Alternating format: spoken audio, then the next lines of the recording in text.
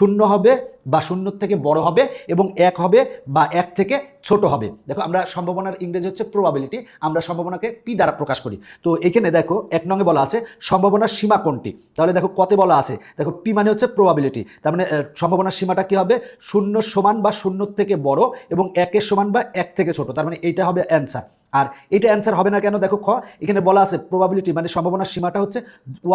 শূন্যর থেকে বড়, মানে শূন্য সহ না, কিন্তু এখানে কিন্তু বলা ছিল কিন্তু শূন্য সহ, শূন্যর থেকে বড় বড় এবং এক সহ এবং এক থেকে ছোট, কিন্তু এখানে বলতেছে কি শূন্যর থেকে বড় এক থেকে ছোট, এখানে শূন্য এবং এক কিন্তু বাদ গেছে, সুতরাং এটা অ্যান্সার না। এরপরে দেখো এখানে বলা আছে শূন্য সমান বা শূন্যর থেকে বড় আর এক থেকে ছোট, এক কিন্তু বাদ দিয়ে দেওয়া আছে, তার মানে এটাও অ্যান্সার না, এটাও অ্যান্সার না, তার মানে ক অ্যান্সার। এরপরেরটা দেখো বলা আছে সম্ভাবনার সীমা কোনটি, একই রকম হবে, সেটা হলো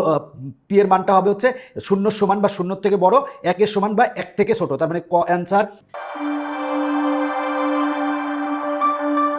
এরপরে দেখো বলা আছে তিনে যে কোনো ঘটনা ঘটার সম্ভাবনা পি অফ এ হলে নিচের কোনটি, তার মানে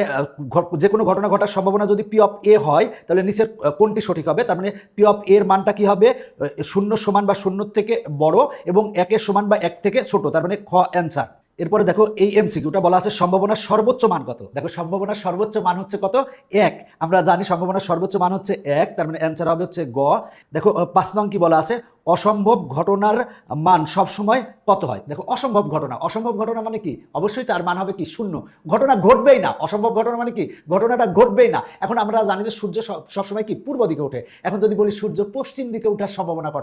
সম্ভাবনা কত, সেটা কিন্তু অসম্ভব ঘটনা, সুতরাং অসম্ভব ঘটনার ক্ষেত্রে কি সম্ভাবনা সবসময় কি হবে, সেটা হবে হচ্ছে 0 হবে, তার মানে অসম্ভব ঘটনার মান সবসময় কত হয়, 0 হয়, তার মানে অ্যান্সার হচ্ছে গ।